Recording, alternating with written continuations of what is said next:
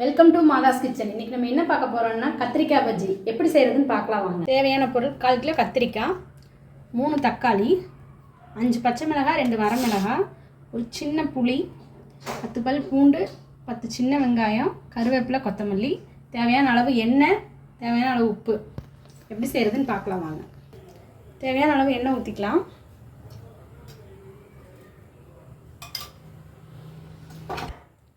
எண்ணெய் காஞ்சிருச்சு, கடுகு போட்டுக்கலாம்.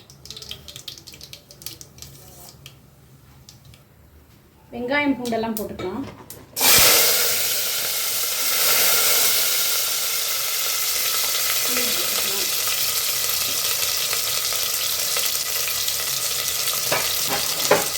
பச்சை மிளகாய்,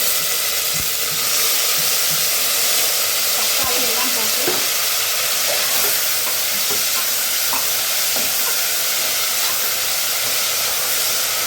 கிண்டிட்டு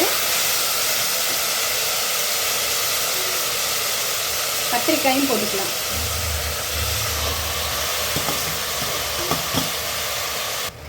மஞ்சள் தூள் அரை ஸ்பூனு,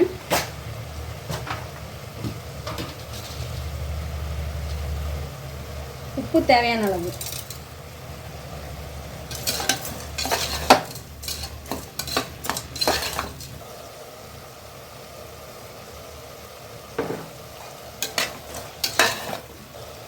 தேவையான அளவுக்கு தண்ணி ஊற்றி ஒரு விசில் விட்டு ஆஃப் பண்ணிக்கலாம். நல்லா வெந்துருச்சு. இதில் இருக்கிற தண்ணியை நல்லா எடுத்து வச்சுட்டு மத்து வச்சு நல்லா கடைஞ்சிக்கலாம்.